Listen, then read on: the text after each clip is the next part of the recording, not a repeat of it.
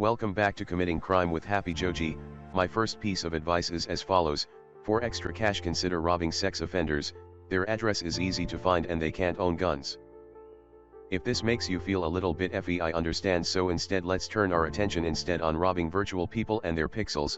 I guess taking their pixels results in taking their time. So at least there's that. As you can see here, we are visiting Ice Palace on the center.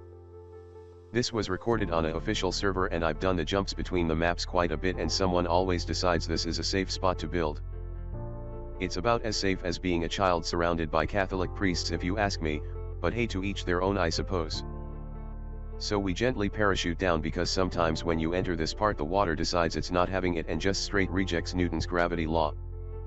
Upon landing, remember to completely drop the patience part of the game and recklessly run straight to supervise the loot. This is something that instantly gives you a dopamine rush. What's the worst thing that could happen? Some domestic housewife comes out and beats your head in. By the way, the word domestic housewife is amazing. I mean, if someone is domestic, that must also imply that there is the existence of a feral housewife, and now I think we should all embrace that thought. Are you guys feeling like you're learning a lot yet? No, makes sense so far, it's been a bunch of gibberish. This base design is wonderful, by the way. It reminds me of the old Donkey Kong vs Mario game, where Harambe throws down those barrels at the Italian plumber. Sadly, this design comes with an odd extra step of violence, which I decided to face check. I mean, honestly, who places a turret this far into their base and not just at the entrance? A goddamn mastermind, that's who, no doubt about it. Clearly a Mensa member. Anyway, thanks to a handy dandy rocket we breached the incredible defense. Sure, it ruins the atmosphere a little bit when someone made such a wonderful base design, but they made that call, not me. Now comes the part of looting, which is about as fun as sticking a fork in the electrical socket, so instead I'm going to fast forward past this part.